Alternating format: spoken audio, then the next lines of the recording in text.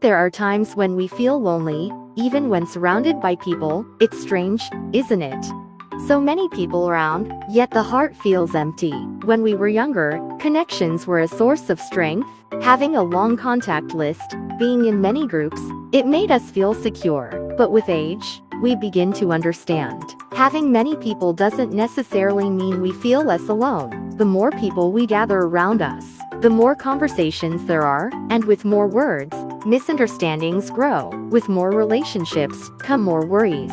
It's not the people that are complicated, it's our hearts that become tangled. These days, many people say, "I feel so lonely." But ironically, half of that loneliness comes from people themselves. Have you ever spent time with someone, only to feel more drained afterwards? When conversation ends, your heart sinks. That kind of connection feels lonely, even when together. Now we know, the way to reduce loneliness isn't by increasing the number of people, but sometimes, by meeting fewer. As we grow older, the noise inside us grows louder, life feels heavier. In those moments, it's not about who we add to our lives, but who we need to create distance from. Quiet people, those who don't speak much but are sincere, they're the ones who stay. In youth, flashy friendships shine. Taking photos, joining chat groups, it all felt like we were gaining people. But with age, we come to value the quiet, steady friendships, the ones that don't demand much, the ones that bring calm. Unnecessary words, unnecessary gatherings, even when we laugh and talk in those moments, don't we feel a strange emptiness afterward? That's not loneliness. That's your soul asking for peace. As we age, the depth of the heart matters more than the number of people. Sometimes we hear, "These days, I prefer being alone." That's not sadness. That's a sign of emotional maturity. It's not isolation, but ease. Not silence, but peace.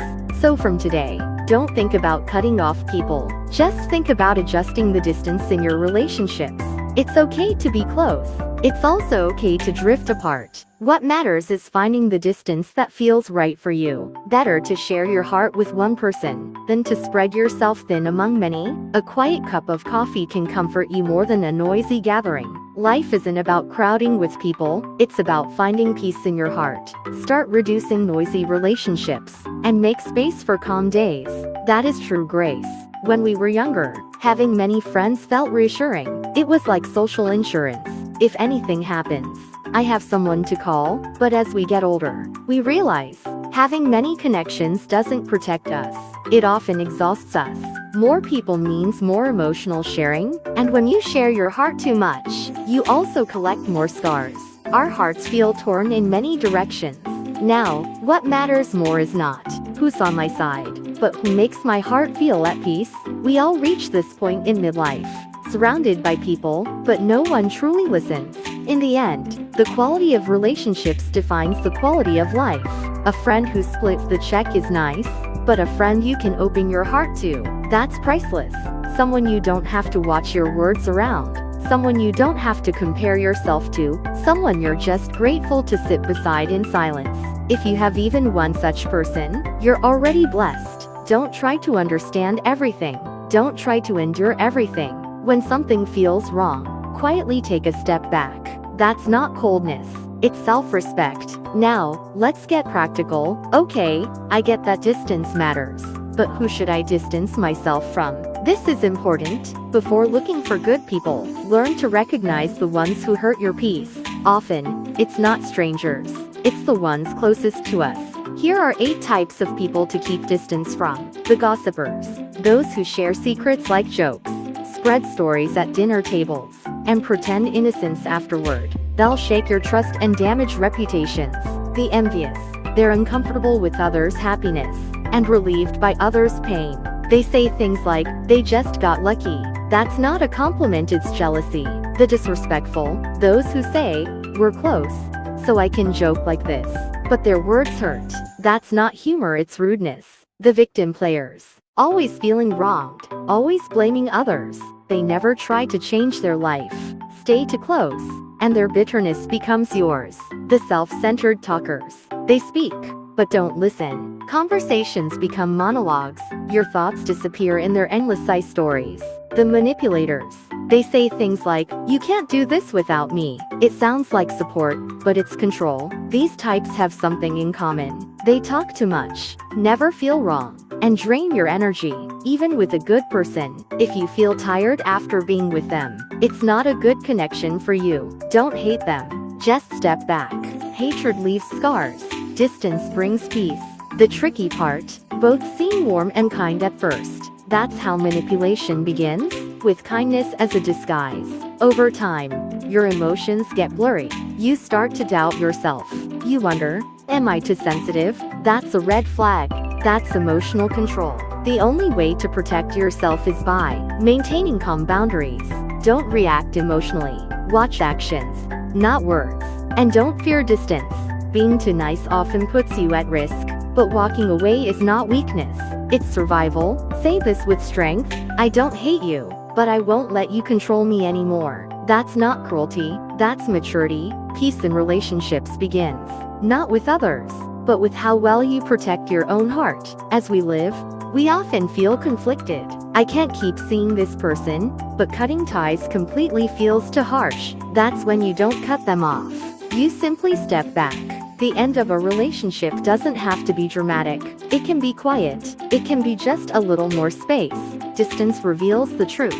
When we step away, we start to see how someone affected us and why we felt so tired. These days, the word cutting people off is trendy, but that usually comes from emotional outbursts. You hurt me, I'm done. That's anger speaking. There's a better way selection. It's calm. It's rational. You choose peace over conflict. Cutting off is about removing others.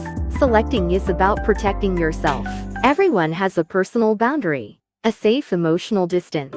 If someone constantly crosses it, it doesn't mean they're a bad person. It just means they're not a good match for you. You don't have to hate them. Just gently say, "This is as far as we go," and let them go. With age, we realize it's not about finding good people. It's about finding people who fit you. They don't need to be perfect. They just need to match your rhythm, your pace in life. The more you force a relationship, the more friction you'll feel. So now, it's not about building more relationships, but learning the art of letting go. Letting go isn't weakness, it's wisdom. Because relationships are not about longevity, they're about timing. Some connections last longer when kept at a distance. If you contact them too often, you'll gather resentments, but if you let them be, sometimes, you're left with longing. And that's a beautiful memory. Not all relationships are meant to last forever. Some are seasonal. They come, they stay, and then they move on. Accepting that brings peace to the heart. Even if you don't hold on, the memory of that person can still live in your heart, peacefully. Cutting off is the death of a relationship. Selecting is its maturity, so don't sever with resentment. Let go with gratitude. The end of a relationship doesn't mean silence or bitterness. It simply means adjusting the distance. That space, that respectful emotional boundary, becomes your peace zone. After all this talk about people, you may realize this wasn't really about others. It's about you. Have you ever wondered, why do I always get hurt by the same kind of person? Why do my relationships keep ending the same way? It's not because the world is cruel. It's because you may not have learned to stand firm in yourself yet. Relationship peace doesn't begin with choosing better people. It begins with becoming a stronger version of you. When you're emotionally unstable, even the best relationships feel shaky, but when you're emotionally grounded, no relationship can break you. We begin to see this clearly as we age. People problems are rarely just about them. They're often about how much we allowed. You ignored the tone in their voice. You laughed off unfair treatment. You said it's okay, even when it wasn't. All of that slowly chipped away at your peace. So now, say it when it's not okay. Draw your line. That's not being rude. That's being respectful to yourself. In midlife and beyond, relationships aren't about winning arguments. They're about protecting your emotional space. We used to fear that if we set boundaries, people would leave us. But now, we know, real connections respect your boundaries.